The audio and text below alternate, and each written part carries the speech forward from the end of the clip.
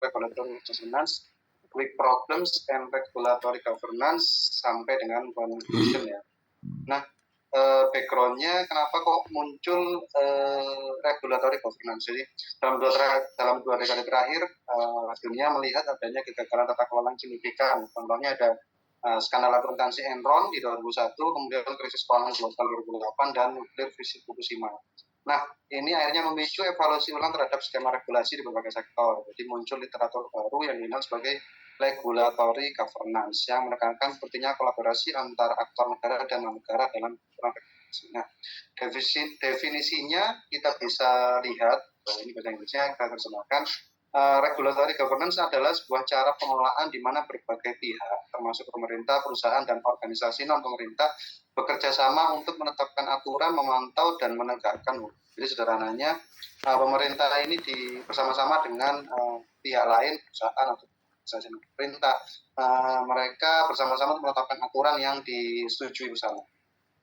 Nah, biar lebih gampang, saya ada contoh dari Provos 2012. Jadi regulatory governance itu bisa dilihat pada regulasi lingkungan. Nah, pada tahun 70-an dan 80-an, baik pemerintah maupun perusahaan menghadapi biaya transaksi yang tinggi dan masalah tindakan kolektif dalam menangani masalah lingkungan. Nah, untuk mengatasi tantangan ini, mereka mengadopsi kebijakan peraturan sukarela. Jadi kalau di Amerika sana regulatory governance ini disebutnya peraturan sukarela. Jadi sebenarnya yang diatur, jadi misalnya dalam konteks kebijakan publik ya, pemerintah kan mengatur nih ya, bikin regulasi, tapi dalam regulatory governance, pemerintah ini hanya sebagai kayak fasilitator gitu. Jadi tetap menerapkan standar lingkungan, tapi perusahaan-perusahaan ini mengembangkan pedoman khusus yang mereka patuhi sendiri. Jadi mereka yang bikin, mereka yang patuhi sendiri.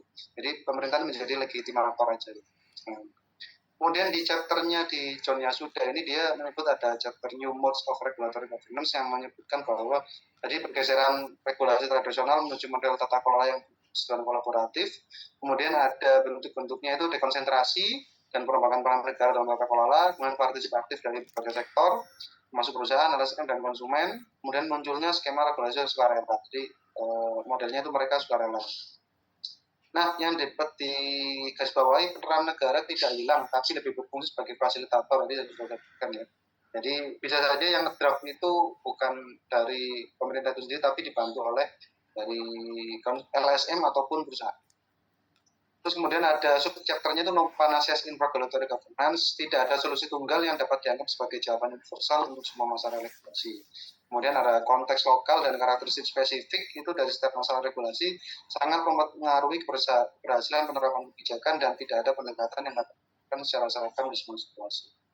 Beberapa inisiatif regulasi swasta yang dianggap lebih baik daripada standar nasional terkadang malah menyebabkan ketidakselarasan regulasi. Jadi kadang yang dianggap lebih baik di sektor swasta itu tidak mesti serta-merta sukses gitu jika diterapkan di sektor.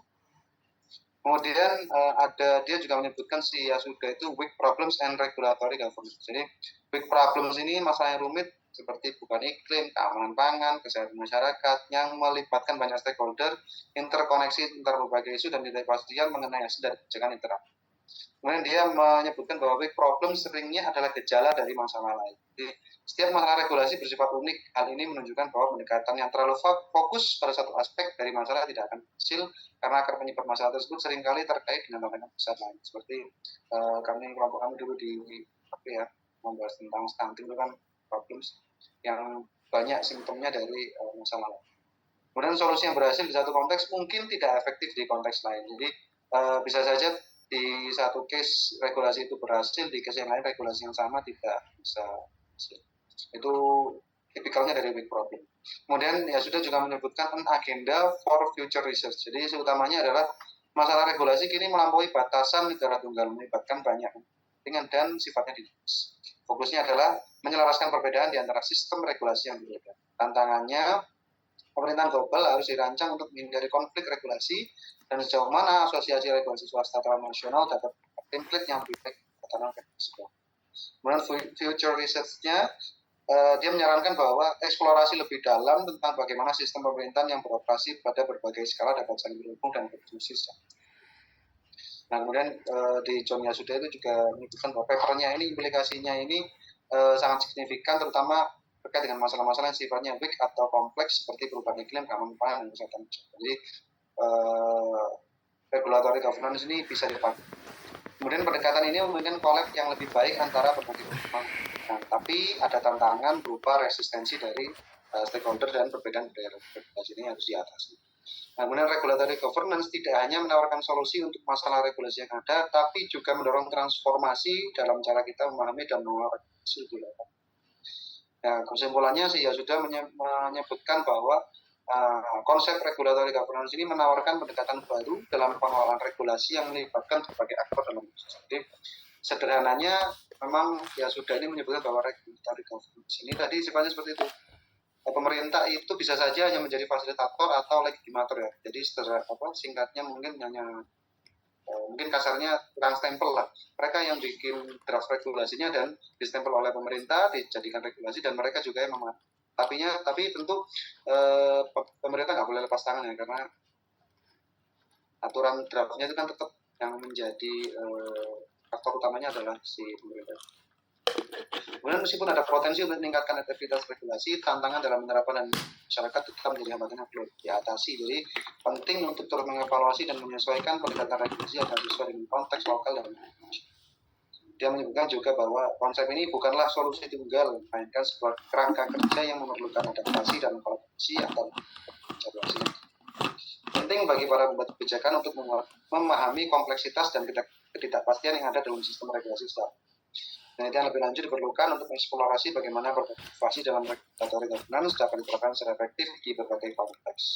Jadi sebenarnya regulatory governance ini baru karena tadi disebabkan oleh beberapa hal, Enron, kemudian clear di SIMA, kemudian si Yasuda ini menekankan bahwa memang ya ini dalam beberapa pendekatannya memang dipakai untuk masalah-masalah yang pelik, jadi seperti kasus lingkungan seperti yang sudah saya sebutkan. Baik, selanjutnya masuk ke chapter 42, Network Governance by Robin Kiss. Ini outline-nya. Jadi Robin Kiss ini menulis tentang network governance. Dia menyebutkan bahwa network governance ini muncul sebagai tanggapan terhadap berbagai tantangan dan perubahan masyarakat yang sedang berlangsung. Dan dia menyoroti tentang adanya shift government to governance. Jadi pergeseran dari yang awalnya terpusat menjadi terdesentralisasi. Sebelumnya tradisional menjadi. Nah, ini dia juga menggarisbawahi bahwa proses pengambilan keputusan beralih dari unit pusat ke jaringan aktor yang terdistribusi. Nah, kemudian menyoroti adanya horizontal decision making. Jadi network governance cirinya adalah pendekatan horizontal dibanding vertikal pada pengambilan keputusan. Struktur ini memungkinkan adaptasi yang lebih baik dan biaya transaksi yang lebih rendah. Jadi desentralisasi dianggap lebih low cost begitu oleh si Kiss ini. Kemudian dia menyebutkan ada social exchange and relationship. Teori ini dibangun di atas fondasi pertukaran sosial yang berkelanjutan di mana kepercayaan, kembali baik, dan manfaat bersama mereka dalam aspek relasional dan personal membantu membentuk hasil yang disepakati dan dicapai bersama yang membedakan network governance ini dari struktur otoritas yang lebih formal. Nah, definisi dari network governance ini bahasa Indonesianya nih ya. Tata kelola jaringan didefinisikan sebagai serangkaian entitas otonom yang terstruktur yang terlibat dalam menciptakan produk atau layanan. Hal ini dilakukan melalui kontrak dan memungkinkan mereka untuk beradaptasi dengan perubahan lingkungan dan mengkoordinasikan pertukaran. Pertukaran ini lebih bersifat sosial daripada legal, menekankan pentingnya interaksi sosial dan kinerja. Jadi, dia penekanannya itu ada di interaksi sosial dan kinerja ekonomi. Nah, untuk lebih memahami, saya berikan contoh yang ditulis oleh Witkowski 2024 dan Maxwell 2022 ya. Jadi, misalkan sebuah kota yang ingin meningkatkan sistem transportasi publik. Jadi, alih-alih pemerintah bekerja sendiri, pemerintah membentuk network atau jaringan yang mencakup sektor publik, tentunya ada departemen transportasi yang jadi hubungan misalkan, termasuk pejabat-pejabat. Kemudian di sektor swasta ada perusahaan transportasi, penyedia teknologi untuk vendornya misalnya. Kemudian di sektor lain ada organisasi nirlaba yang mengadvokasi transportasi berkelanjutan bagi kelompok manusia, termasuk kelompok lain. Nah, dalam network ini semua aktor berkolaborasi untuk merancang dan mengimplementasikan solusi. Nah, mereka berbagi informasi, sumber daya dan keahlian, ego untuk menjelaskan mereka dan secara kolektif mengambil keputusan. Jadi network governance ini sifatnya lebih ke ini, secara kolektif mengambil keputusan. Jadi berbagai kepentingan itu dijadikan satu, kemudian diambil jalan. Nah, pendekatan ini dapat menghasilkan solusi transportasi yang lebih inovatif, diterima dan efektif dibandingkan pendekatan tradisional yang sifatnya lebih top down hanya dari pemerintah ke masyarakatnya. Jadi pemerintah juga mengundang ada pihak swasta dan sektor lain, masuk kelompok. Inti konsepnya sih itu seperti itu. Tapi si KIS ini kemudian menambahkan ada related governance konsep, jadi ada konsep-konsep yang nyambung dengan konsep network governance ini. Ada new public governance, kemudian ada relational governance, kemudian ada collaborative governance. Terus kemudian dia juga menyebutkan ada underpinning teoris, ada teori yang mendasari seperti sosiologi antropologi standpoint, teori menjelaskan bahwa cara orang berinteraksi dan posisi mereka dalam jaringan mempengaruhi hasil jaringan. Hubungan antar individu atau organisasi sangat penting. Jadi Sikis ini melihat bahwa dalam network governance ini posisi dari masing-masing pihak tadi itu sangat menentukan bagaimana sebuah kebijakan akan diambil. Kemudian selanjutnya interorganizational relations approach. Pendekatan ini menekankan pentingnya lingkungan eksternal dalam membentuk perilaku organisasi berinteraksi satu sama lain. Nah, dapat memengaruhi keberhasilan. Jadi mereka nanti dikolaborasikan dalam satu wadah dan tentunya mereka akan saling berinteraksi untuk dapat memengaruhi masing-masing penting.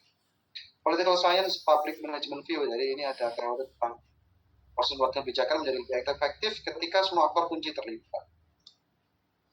Nah, empirical evidence, dia Sikis ini menyebutkan ada kritik. Jadi tetap ada kritik terhadap teori ini, tapi banyak penelitian menunjukkan bahwa jaringan dapat kemudian penelitian awal menunjukkan bahwa struktur yang baik dan kontrol yang tepat dapat meningkatkan kinerja jaringan. Lebih banyak studi dilakukan seiring waktu berjalan untuk memahami bagaimana berjalan.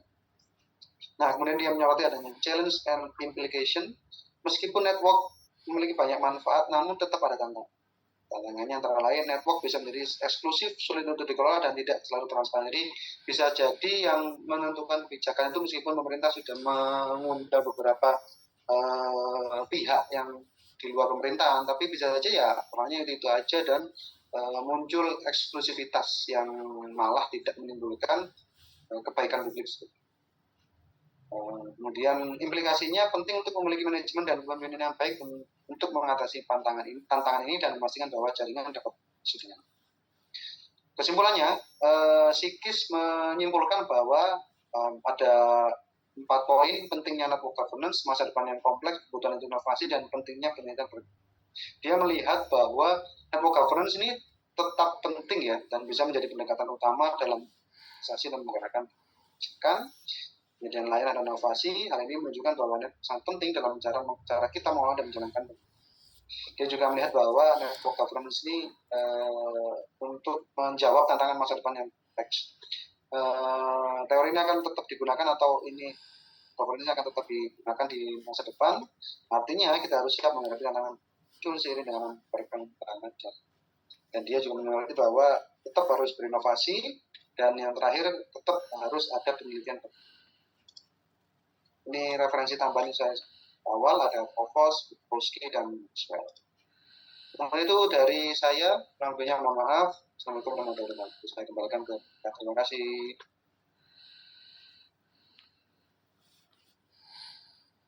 Terima kasih. Terima kasih ya. Siapa Farhan tadi ya? Ya silakan kalau ada diskusi ya. Ini ada pertanyaan ini tentang network governance. One of the current approach ya, like popular approach and conceptual framework. Dan juga tadi apa satunya? Bukan sampai lupa. Regulatory governance. Ya itu juga sangat bagus ya. Kita di Indonesia seringkali ada tantangan untuk inkonsistensi kebijakan, regulation ya, atau kebijakan yang tumpang tindih dan sebagainya. Ayo silakan, everyone. Dan kalau ada yang mau bertanya ya.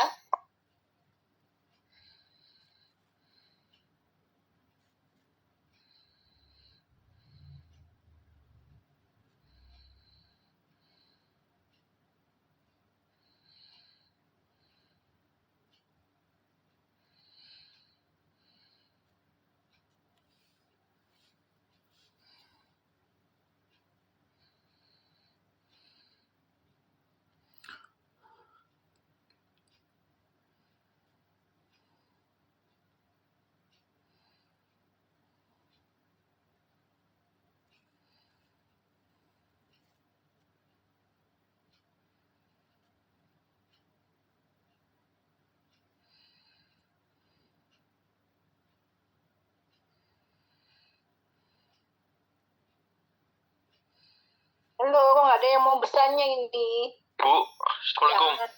Ya silakan.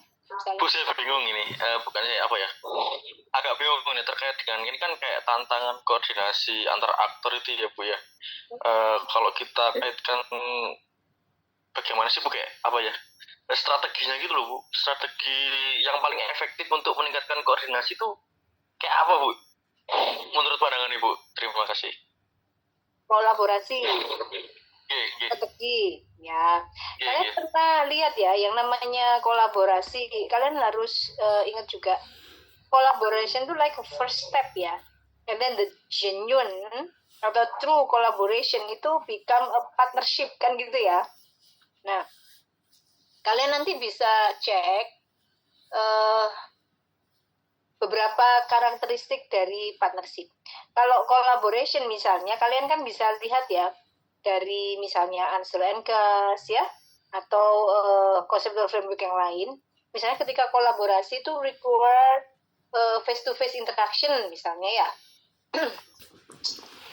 Face-to-face interaction, juga mutual understanding, gitu kan ya. Nah, hal-hal itu sebenarnya yang menjadi faktor kunci agar kolaborasi itu bisa terjalin. Misal termasuk juga komitmen to proses ya, mutual understanding dan sebagainya. Terus kalau misalnya kolaborasi sebagai tahap awal untuk genuine relationship yang bersifat partnership gitu ya, bermitra benar-benar equal antara pihak yang satu dengan pihak yang lain gitu ya. Di antaranya kalau misalnya menurut Puh et al. Ya tentang partnership, harus ada mutual benefit misalnya. Jadi kalau kita mau bermitra berkolaborasi yang efektif ya dua-duanya harus dapat benefit yang seimbang. Jangan sampai kolaborasi itu hanya menguntungkan salah satu pihak gitu misalnya ya. Atau ada pihak lain yang lebih mendominasi misalnya. Jadi banyak sekali aspek ya. Kalian bisa refer to any conceptual framework ya. Termasuk misalnya ciri-ciri atau genuine tuh partnership yang sebenarnya itu yang seperti apa gitu ya. Ada mutual understanding, terus ada trust ya, ada kepercayaan. Kepercayaan antar pihak ya yang berpartner atau berkolaborasi gitu. Jadi again tergantung pada conceptual framework yang kalian adopsi gitu ya. Nanti bisa lihat mau conceptual framework apa, punya siapa, apakah punya Ansel and Gas atau yang lain gitu ya. Termasuk juga misalnya kalian bisa ngambil yang partnership tadi bermitra gitu ya.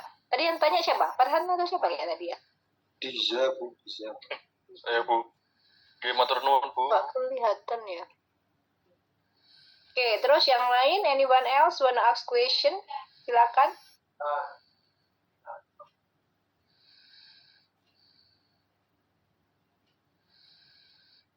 Ada lagi yang mau bertanya? Ini berarti sudah done ya, semua chapter itu sudah selesai ya? Oke, sekarang Bu Ika coba, ini kan dari semua yang itu coba I give you like 5 minutes to think ya.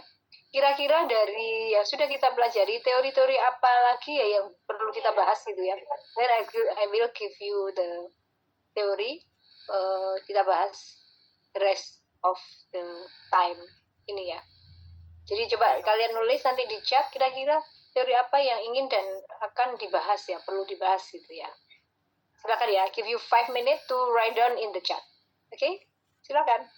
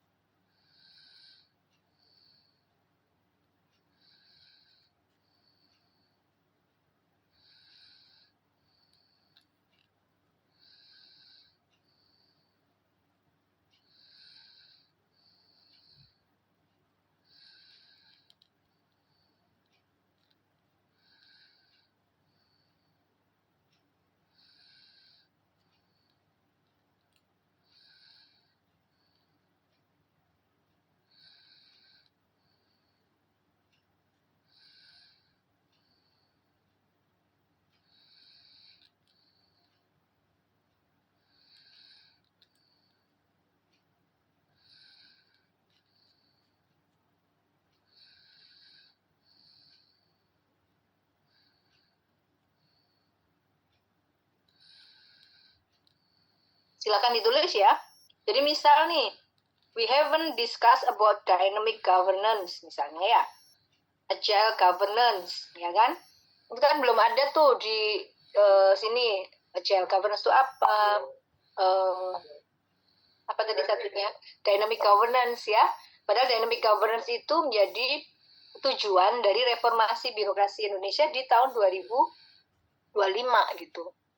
Ya, bisa ditulis di chat itu, and then if you have any other theories or conceptual framework yang perlu kita bahas, silakan ya.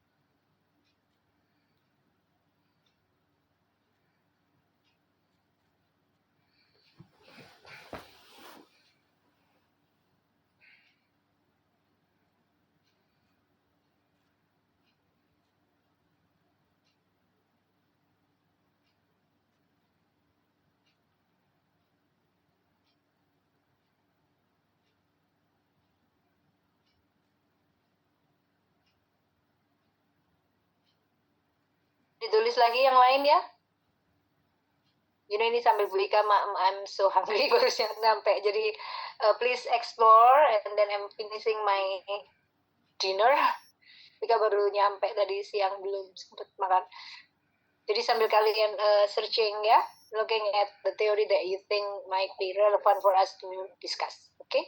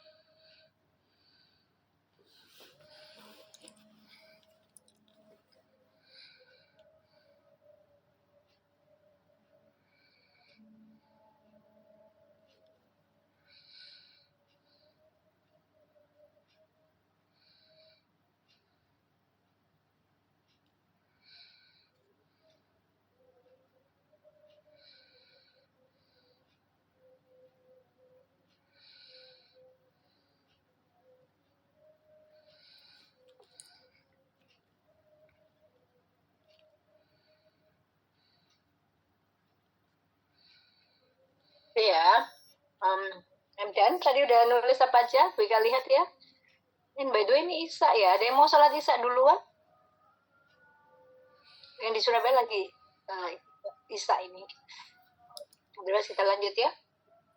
Oke, jadi thank you. Ada yang menulis agile governance ya. Ada yang robust governance ya. Ini robust somehow sangat gimana agar tata kelola ya, governance-nya robust. Terus ada lagi apa ini? Agile government, ya, agile governance. Alhamdulillah. Institutional void theory, critical public administration. I believe if we write down again and again akan banyak ya. Jadi kayak misalnya postmodernism theory, kemudian ada lagi critical theory ya, ada banyak. Nah, of course, kemudian ada yang namanya discourse theory ya, ada banyak sekali lagi. Jadi I do hope nanti kalian misalnya please find lots of alternative of theories ya, yang mungkin nanti bisa digunakan ya dan bisa diadopsi itu sebagai tools of analysis ya. Analisis untuk case study yang kalian angkat gitu ya. Jadi don't limit yourself with only what we have learned in Handbook of Theory of Governance, tapi ada banyak teori. Nanti bisa bahas. Misalnya untuk dynamic governance kalian selalu bisa cek ke bukunya Chen ya 2006 tentang dynamic governance. Juga institutional void theory. Bu Ika tuh kadang suka playing with the conceptual framework ya. Institusional. Bu Ika mau tunjukkan kalian. I'm gonna. Bu Ika tuh buat 2 laptop, jadi enak.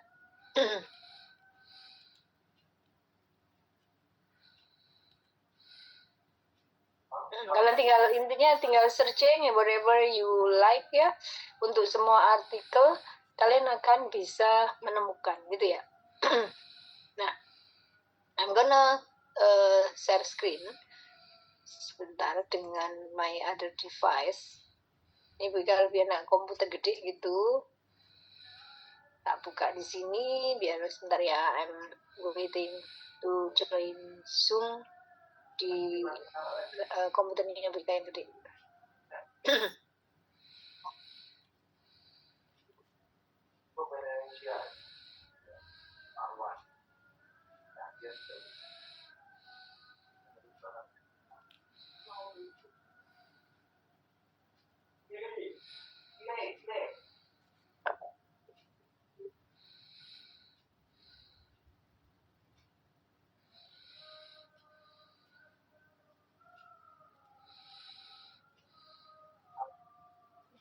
Dan ini menarik ya yang kalian ini ya. Terus bermacam-macam teori ya, selain teori-teori yang sudah disebut, kadang kita juga bisa melihat teori-teori yang kita adopsi untuk reformasi administrasi publik ya, di mana banyak sekali conceptual framework, teori, dan kerangka konseptual yang bisa kita gunakan ya. Now I'm gonna Alice ya. Kita mau join Zoom dulu sebentar. And then I have to, ini nggak boleh ada voice biar nggak menggema.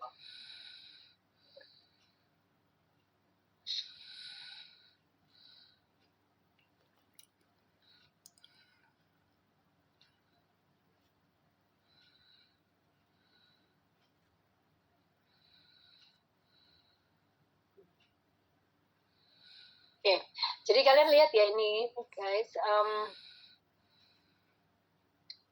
Misalnya beberapa yang Bu Ika lihat ya, kayak misalnya Bu Ika akan share screen.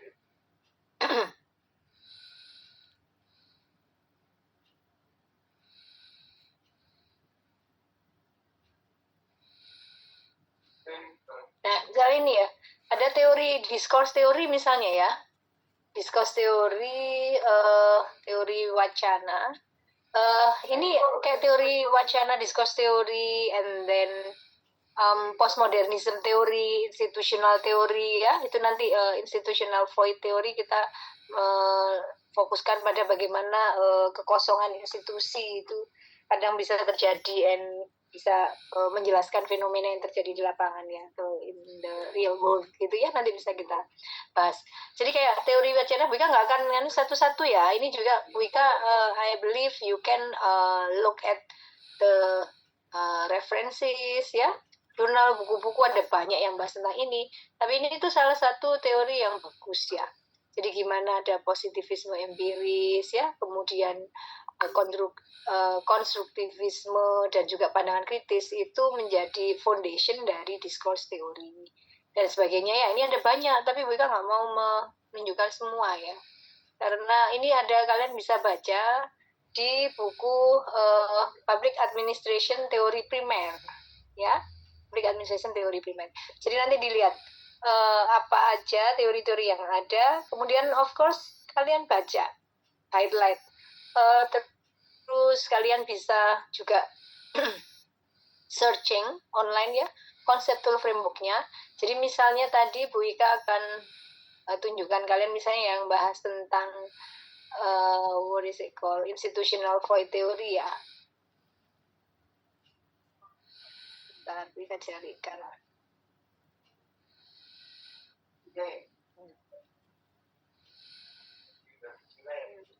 Oke, jadi misalnya ini, jadi kadang itu yang dikatakan dengan teori ya, atau conceptual framework, kadang simple adalah conceptual framework yang digunakan, kadang gitu.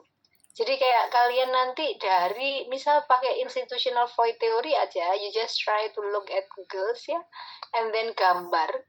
Dari gambar itu quickly kalian bisa ngelihat apakah framework ini relevan dan bisa kalian gunakan untuk menjadi tools of analysis gitu ya. Apakah teori ini, conceptual framework ini bisa digunakan untuk menganalisis fenomena atau topik yang kalian bahas gitu ya, atau tema ya. Jadi kayak misalnya we click this one and then the other one ya. Institutional void ini loh, ada lack of financial credit availability, strict requirement, ini MS, SMEs. Maka ini akan sangat cocok untuk yang pembahasan tentang UMKM ya, economic or income, etc. Ya kan? Tapi kadang kalau kita bisa lihat yang lain, how about this one? Let's see, institutional voids. We can see process of social innovation dimension ya. Jadi mungkin ini yang relevan kalau kita bahas tentang inovasi-inovasi. Dan dari sini of course kita bisa cek ya the original resources, and then kita bisa cari jurnal artikelnya. Ya, jadi itu. Sama misalnya dynamic governance. Jadi Bu Ika kan nggak mungkin kita dalam 7 pertemuan atau 14 pertemuan kemudian kita bisa cover all the theories that available there ya. Jadi kita harus bisa melihat teori-teori mana sih sebenarnya yang harus kita kuasai, yang bisa kita gunakan untuk tesis ataupun tugas-tugas kalian gitu ya. Nah, ini nanti Bu Ika akan, ini kan pertemuan terakhir ya, TAP dan metode penelitian. Jadi ini nanti Bu Ika akan melihat, kalau misalnya TAP, teori administrasi publik, maka ada satu project nanti ya untuk UAS-nya kalian, yaitu kalian harus siap satu jurnal artikel.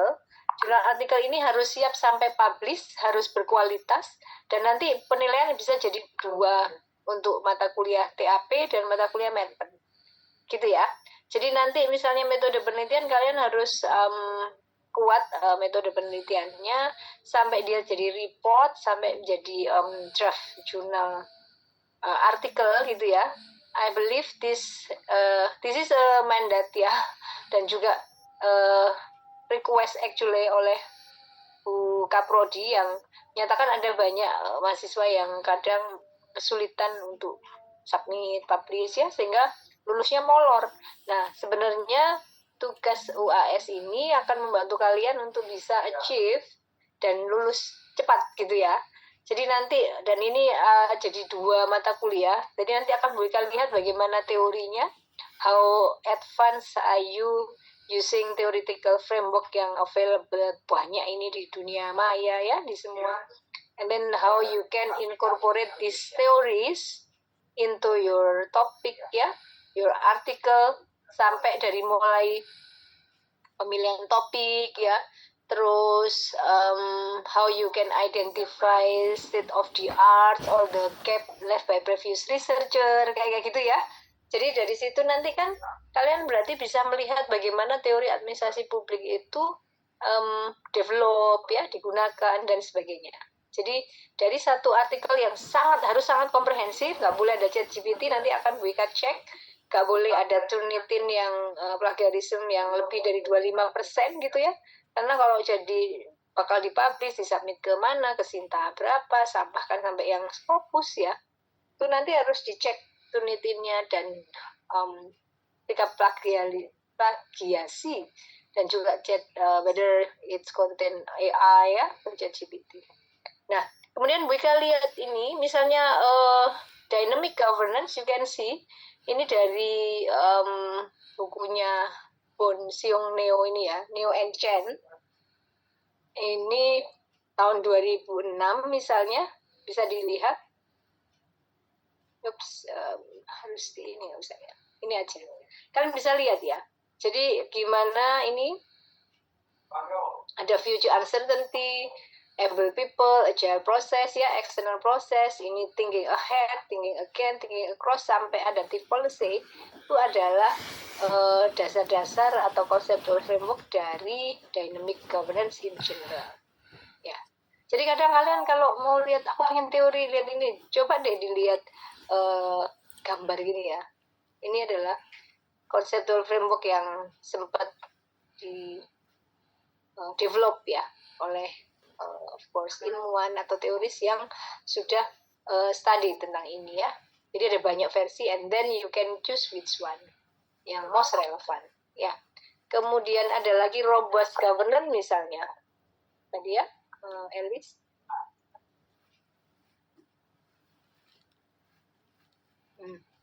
Establishing a robust governance framework, you can see ini ya, clearly defined roles and responsibility, compliance with regulatory requirement. Kalau nanti udah compliance with regulatory requirement, then you can check tadi ya, regulatory framework yang sudah dibahas Mas Farhan tadi ya. And then transparent reporting, robust risk management practices. Ini ada risk management, independent oversight ya. Ini semua, atau mana yang lebih cocok? Apakah ini? Kita lihat ya. Ini hampir sama, but just the way there ini ya. Ada implement standardized process, implement change.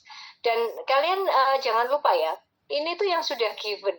Ini itu adalah, bentar, it's too loud, aku tak nutupin tuh.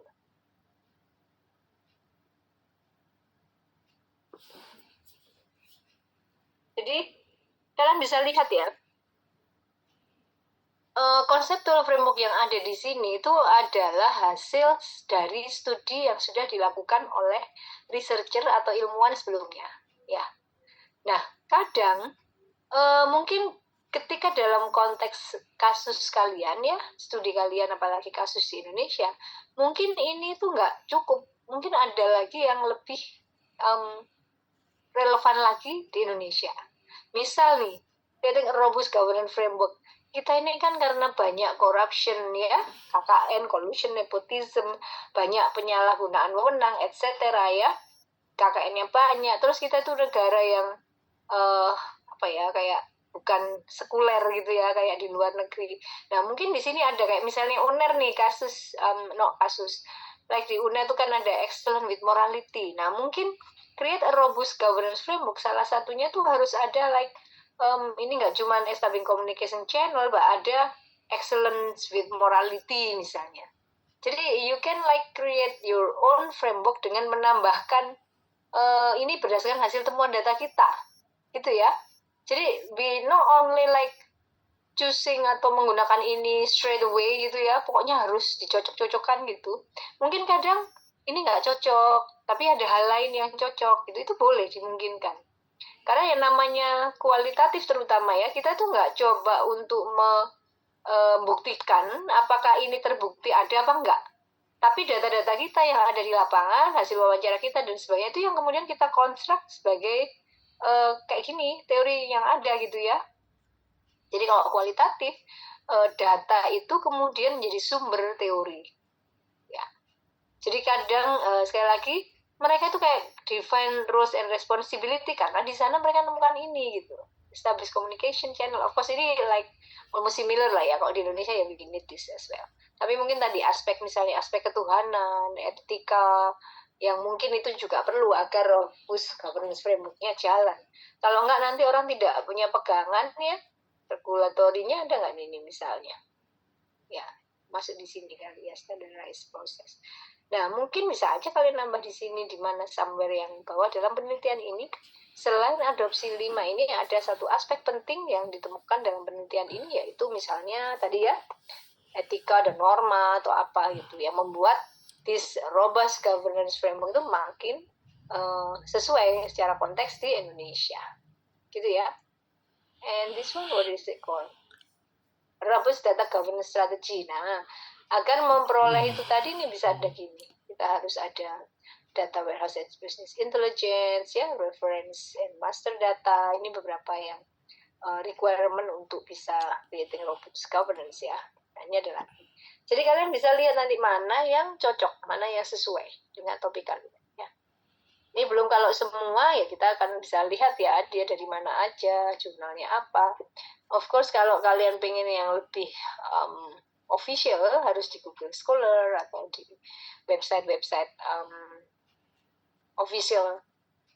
Misalnya kalau kita bahas tentang pembangunan Bank Dunia ya World Bank ya, tentang pendidikan ya UNESCO dan sebagainya. Itu ya. Nah, jadi kalian nanti bisa, jadi tadi like critical public administration tuh you have to check ya, apa aja critical public administration teoris. Ada bukunya Marco Incidin ya, dia banyak bahas tentang critical perspective of public policy and public administration and management. Jadi di situ kalian bisa banyak bicara tentang, banyak discuss tentang teori kritis ya.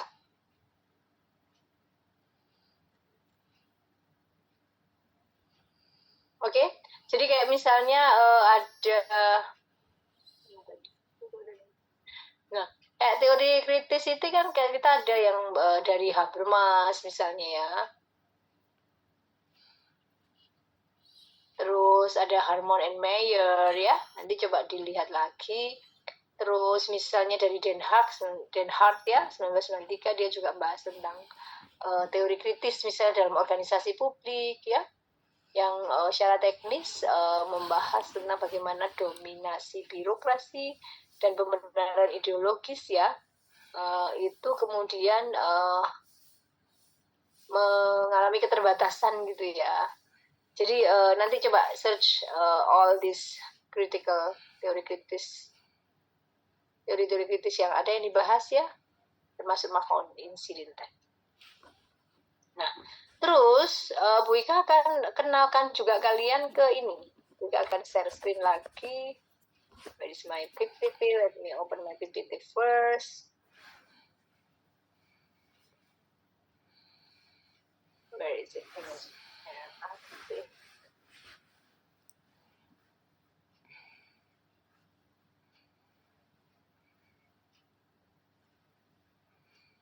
Bu Ika nemu di G Drive. Okay, I'm gonna now share. Jadi banyak teori yang ada ya dalam perspektif reformasi administrasi publik ya. Jadi I have this book by me dan Prof Yusuf ya, Ustaz Zulfikar, tentang reformasi administrasi publik. I do hope you can get this book online or you can just reading. Karena dia akan buat biar available di perpus ya.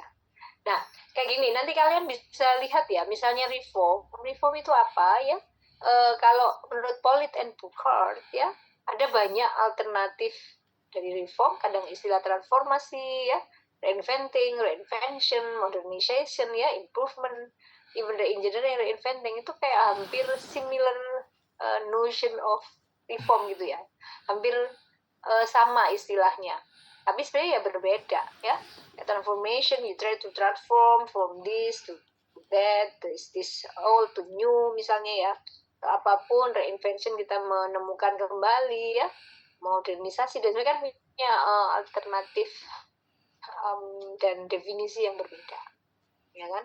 Tapi ada yang kadang ini hampir dibilang hampir sama gitu. Nah, tapi istilah reformasi ini sangat mengemuka gitu ya. Kalau kalian search reform gitu di website internet, nanti reform ini muncul berapa ribu kata gitu, bisa sampai 220.000 kata di all website gitu. Kayak semua orang talking about this reform ya, and the reform is becoming a priority agenda for development and public policy and public management in general. And then nah, the most effective development strategies ya. Kemudian notion of reform itu apa? Ada yang bilang dia itu significant beneficial change. Jadi kalau misalnya reformasi itu ada efek ya, atau impact yang lebih besar terhadap suatu organisasi. Jadi kayak misalnya cuma ganti menteri, ganti wamen, itu ya bukan reformasi. Tapi begitu kita semua significant beneficial change ya, ada significant beneficial, manfaatnya banyak, terus perubahannya juga signifikan gitu. Jadi misalnya totally semua ganti menteri, itu bisa disebut reform karena udah kayak banyak ya, masif gitu. Terus biasanya at the most basic level itu reform itu ada adaptasi atau fine tuning of accepted practices ya. Jadi kayak kita waktu era reformasi birokrasi, kedengeran ya, kayak agak slow ya internetnya. Jadi kayak ingat waktu reformasi 1998 ya, kan waktu itu kita adaptasi ke lebih demokratisasi gitu ya, dan juga desentralisasi. Beda dengan ketika zaman Pak Harto yang tend to be more centralistic gitu kan ya. Jadi ada adaptasi terhadap accepted practices. Accepted practices misalnya yang ketika kita reformasi itu dia diseneng ke yang demokratisasi gitu-gitu ya, bahkan dan juga desentralisasi. Ada adoption of teknik ya, kemudian concept with the set of ideas ya. Jadi ide tentang reformasi, misalnya ada grand design reformasi birokrasi di Indonesia ya, ada tadi misalnya dari rule based governance ke performance based governance sampai ke sekarang ya, dari rule perform sampai ke dynamic governance, nanti akan terlihat ya. Nah, jadi reform itu apa? Reform itu reshaping something that is already there ya. Terus it tend to be political. Jadi yang namanya reform itu kadang dia involve struggle over power between involve power. Jadi kayak zaman Pak Harto, zaman reformasi era di Indonesia, waktu itu Pak Harto kehilangan powernya ya, kekuasaannya diganti oleh mass desentralisasi di mana-mana gitu ya. Banyak yang kemudian ada yang berkurang kekuasaannya dalam hal ini Pak Harto, tapi ada juga yang kekuasaannya makin bertambah ya.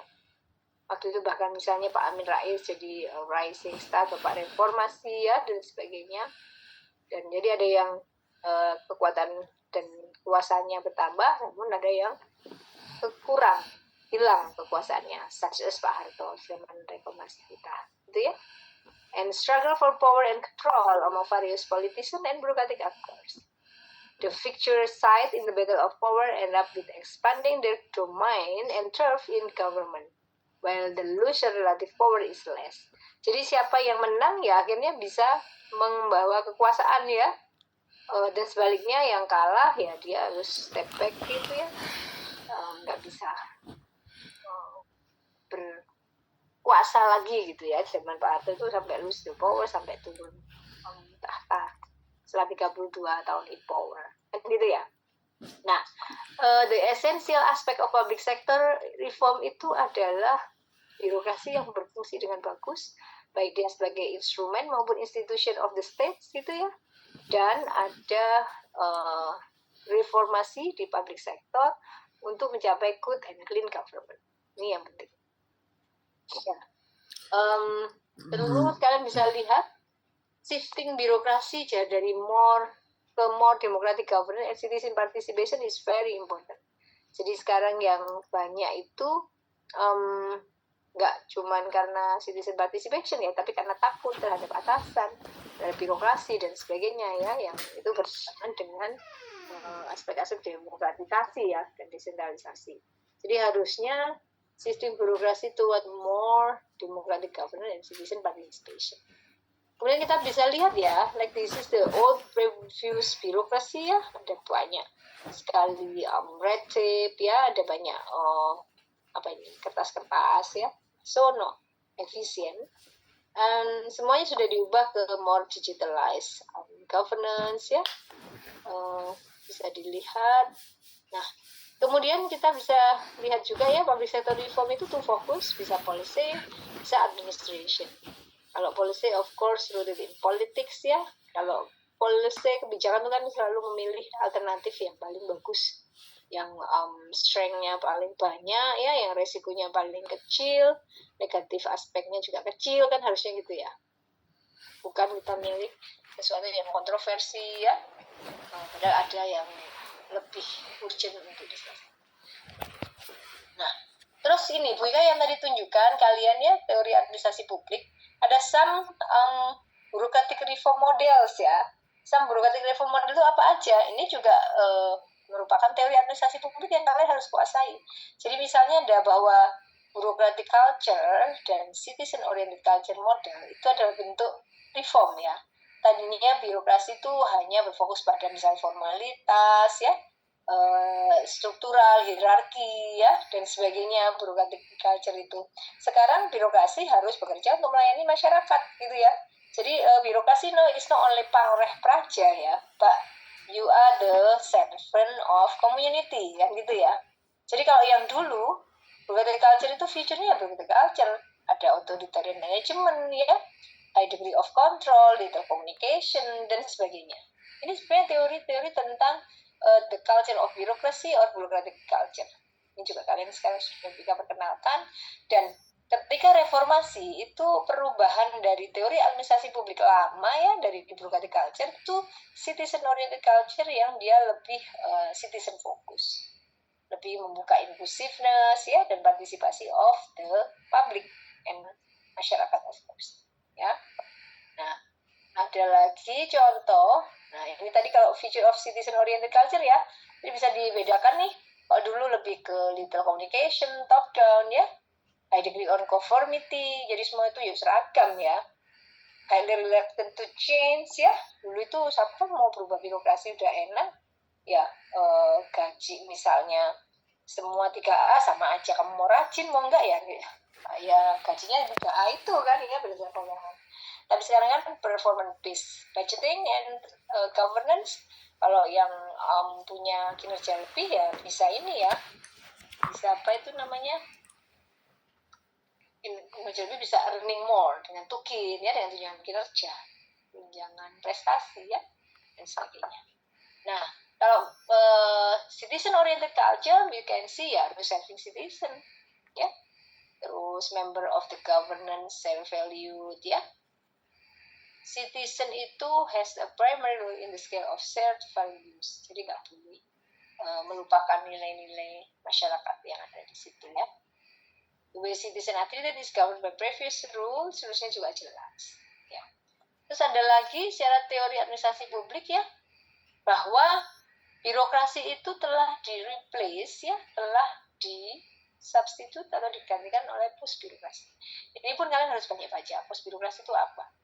Mostly pos birokrasi itu bisa dalam bentuk partnership ya, empowerment. Kalau dulu birokrasi kan maunya ya dikerjain birokrasi yang paling utama ya. Tapi sekarang kan era governance, jadi birokrasi ini malah kerjasama ya, inisiatif untuk berpartnership dengan baik masyarakat maupun swasta gitu ya. Nah, jadi bisa lihat. Jadi entrepreneurship, functional decentralization, and quasi market and network sebenarnya reformi birokrasi yang digagas ya. Nah, kalau Indonesia, Bu Ika ya, from birokrasi to post birokrasi, kita bisa eksplor bagaimana birokrasi itu kemudian bisa bersinergi ya, bermitra dengan masyarakat, membuat penelitian bersama, membuat riset dan community development bersama gitu ya. Nah, ini beberapa highlight yang dari RAP itu kayak kita pengen menyederhanakan tapi ternyata malah banyak ya. Kalian bisa lihat nih. Ketua Task Force to Reduce Government Bureaucracy. Ini ternyata dia ada lagi nih, Vice Chairman of the Task. Jadi ada wakilnya. Wakilnya punya asisten. Asisten ini punya asisten lagi. Akhirnya jadinya birokrasinya malah banyak gitu ya. Nggak jadi tambah sedikit tapi tambah birokratisasinya bikin ruwet nih, malah kebanyakan pintu gitu ya. So you can analyze misalnya whether today wamen, kan banyak sekali itu ya, bahkan terbesar kedua setelah presiden apa gitu. Nah, let's see if then government bisa manage sehingga nanti kebijakan lebih populer ya dan tidak merugikan siapapun. Nah, ada juga tipe ideal types of governance system. Jadi ini ada good governance itu seperti ini, good governance seperti ini. Nanti bisa dibaca semua sendiri ya. Kalau misalnya bad governance ya political leader monopolize power. Ya, boleh nggak kan? Nggak boleh ya. Jadi nanti di arrange waktunya sampai kemudian kalian bisa cek good governance, bad governance, and semua ideal type of governance system ya. Kemudian kadang itu ini sampai 2, terus kadang itu ada yang available there in the journal etc. ya. Jadi kalian bisa explore lagi apalagi tipe-tipe reform yang ada ya. Saya dulu birokrasi itu juga bentuk hasil dari reform gitu ya, hasilnya reform dari bad jadi good ya kan, dari bureaucratic culture ke citizen oriented culture ya dan sebagainya. Jadi kalian harus bisa mengidentifikasi dan menganalisis itu. Nah, ini reformasi birokrasi that I often say just now, it's 1997 during ASEAN financial crisis ya, dan dilihat bahwa fokus redesigning the political architecture so that to facilitate the public participation in political process. Ini argumennya Buika ya. Nah, ini ketika reformasi waktu itu sampai naik-naik sini ya. Tapi alhamdulillah berhasil ya. Chronicle an important event on the 1998 when Buika turun lapangan untuk skripsinya Buika ini. Kemudian bisa dilihat ya legal framework-nya. Ini masih lama, 2025 bisa dicari mana yang baru gitu ya. Terus bisa dilihat tadi rule based bureaucracy ya, ke performance based bureaucracy sampai ke dynamic governance. Clean, kompeten, public service oriented. Ya, ini sudah mulai kalian draft ya. Gimana sih sebenarnya clean, kompeten, public service oriented itu seperti apa? Ya, apakah harus reform ya, pendidikannya tinggi atau apa ya. Of course ASN berakhlak kalau kita ya di Indonesia. Nah, terus changing area in the bureaucratic reform ini ya, change management, monitoring, accountability. Ingat sekarang tuh nggak cuma satu gini, tapi dia separuh gitu ya, karena too expensive to ini ya. Jadi kayak public service, chief management itu kayak cuma separuh bagian dalam internal birokrasi aja yang diadres dalam reformasi. Tapi kalau ingin full cover bahwa reformasi itu berdampak dan berimpact ke masyarakat, maka ya jangan cuma tadi ya Buika bilang separuh hanya di birokratik internal birokrasi aja gitu ya. Tapi gimana birokratik reform itu juga bermanfaat bagi masyarakat sekitar. Karena itu sekarang diintroduce tematik reformasi birokrasi tematik ya. Tematik ini misalnya pengentasan kemiskinan ya, pemajuan investasi dan sebagainya ya.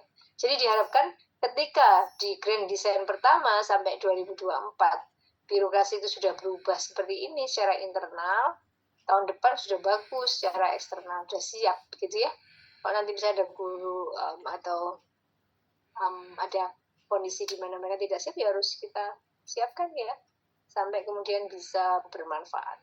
Ya, jadi the new challenge of today reform and public management adalah bagaimana semua kinerja itu bisa berdampak ke masyarakat. Gitu ya. Termasuk UNER nih. UNER nih world class. UNER nih yang kedua di Indonesia ini sekarang ya, and the most improved university misalnya sekarang. Ya kan? Tapi terus apa dampak UNER untuk dunia apa?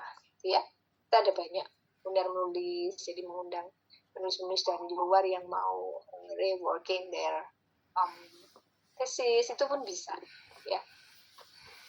Nah, kemudian ini beberapa broadcasting reform, mulai dari public service, performance improvement, good governance, again public budget reform, ini semua kalian harus bisa searching di teori administrasi publik ya.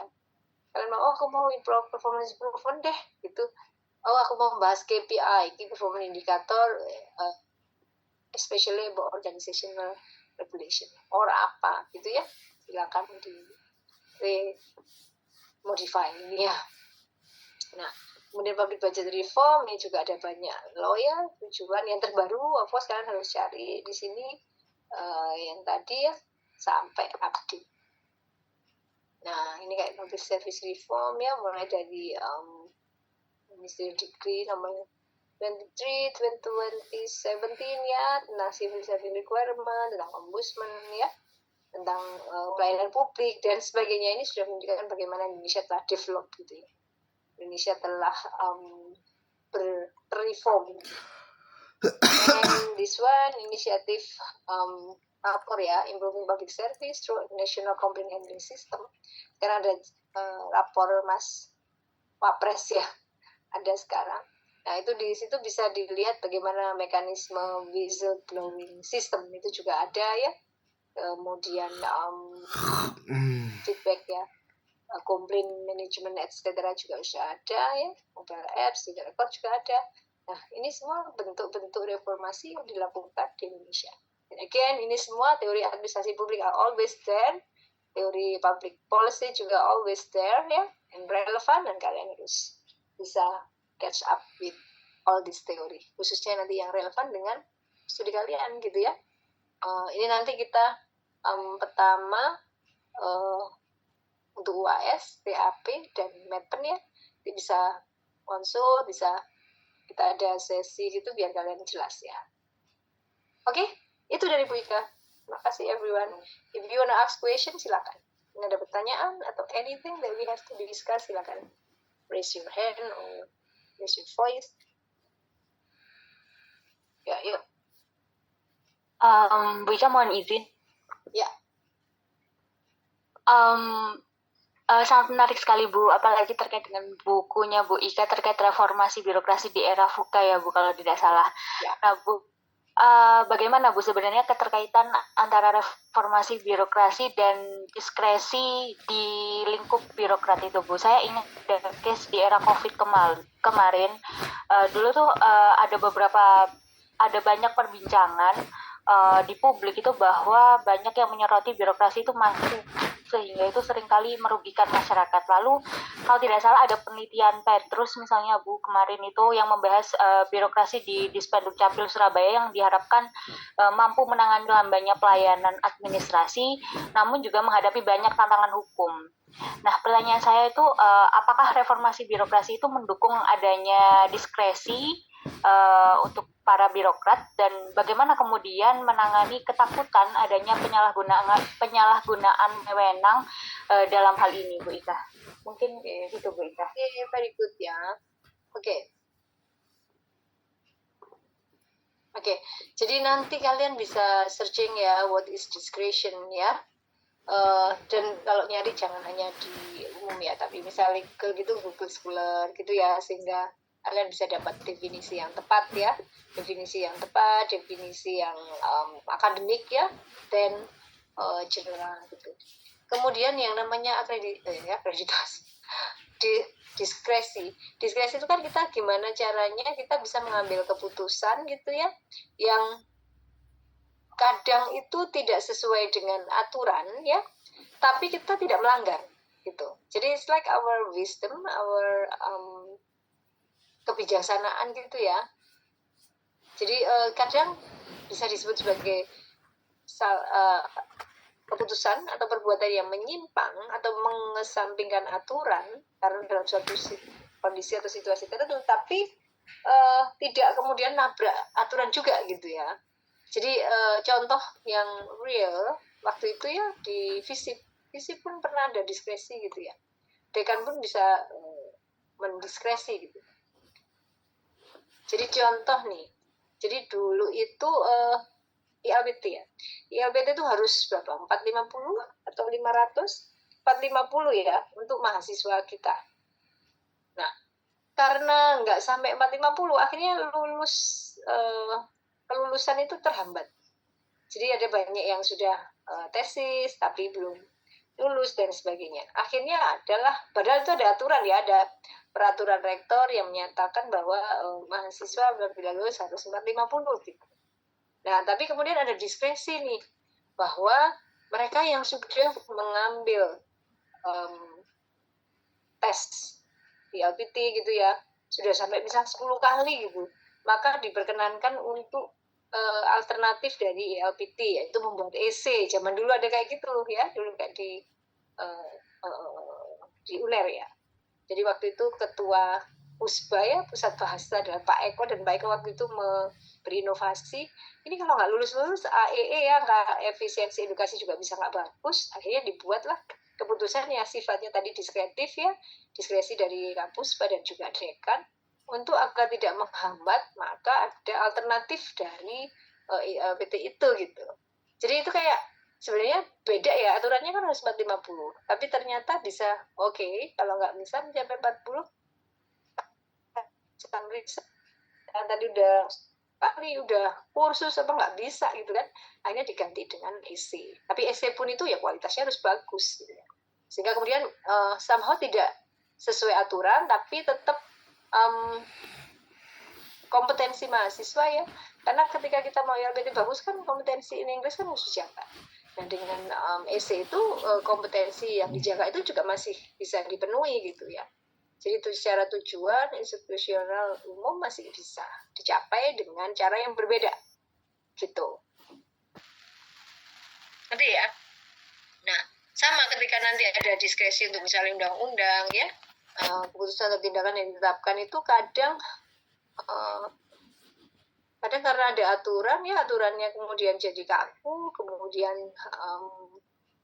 penyelenggara pemerintahan itu harus ada pilihan ya, atau berinovasi agar kemudian tidak stagnan, agar tidak kemudian kaku gitu ya. Tapi as long as tidak kemudian melanggar aturan gitu ya, nggak menambah aturan. Gitu ya, Elis, is that enough or still? Cukup, Bika, terima kasih banyak. Okay, thank you. Yang lain? Anyone else? Sudah? Ada pertanyaan lagi? Jadi again, kalian harus lihat ya semua teori-teori yang relevan ya. Kalau kalian nanti ada, saya pengen institutional void theory, Bu. Nah, gunakan itu dalam nanti ya UAS kalian ya. UAS-nya bisa like again, ketika nanti teorinya kalian bagus, BK akan masuk buat penilaian TAP, dan sebaliknya untuk yang metode penelitian BK akan lihat Pak in general dua-duanya harus ada dalam satu jurnal yang bagus ya, yang siap submit.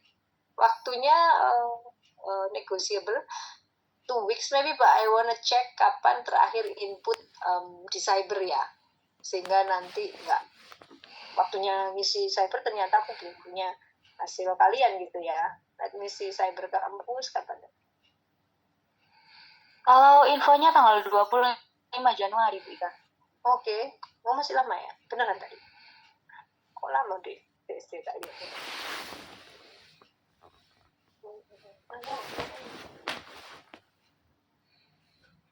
25 Januari ya.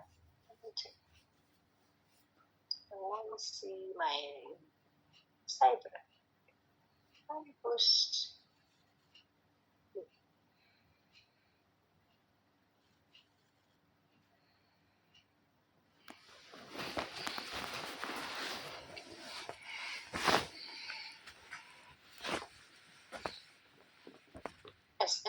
UNER 48.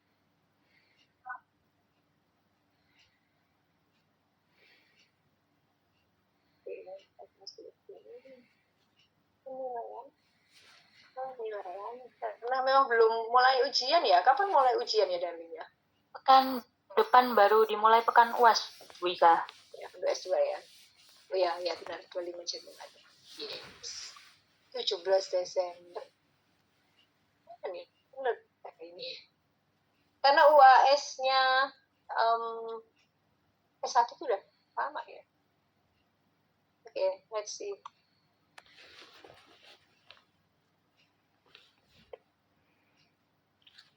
Oke ya, ini saya tanggal 27 untuk artikel jurnal dan ininya bisa kasih waktu untuk 2 minggu ya. So Jumat depannya lagi ya. Let me check what the date. Tapi nanti bisa kasih ini. Tanggal 10 ya Darling ya. 27, 10. Jadi kalian punya waktu 2 minggu untuk explore. Kalau kalian mau ada penelitian juga boleh. And it is individual ya. Kalian bisa memasukkan nama-nama dosen ya, dan nanti bisa bimbingan, bisa bertanya. Tapi of course karena ini UAS kalian harus the main who are writing, ya, the main person who write, ya. Ini bisa discuss, bisa masukkan nama dosen lain ya, tapi itu sebagai co-author aja, ya, biar kuat. Jadi intinya nanti outputnya adalah jurnal yang bisa disubmit. Oke? Itu ya everyone. Ada yang bertanya lagi? Semoga clear ya. Bika kalau udah nggak ada yang bertanya, udah jam 8, Bika akhiri ya. Terima kasih semua atas perhatiannya. Terima kasih Wika. Sayangnya kita hanya sekali, tapi I believe next Terima kasih Wika. we can have a offline class lagi ya next ya. Terima kasih dan selamat berlibur dan mau liburan. Selamat ujian nanti ya, all the best. Bika akhiri. Wassalamualaikum warahmatullahi wabarakatuh. Warahmatullahi wabarakatuh. Makasih Bu.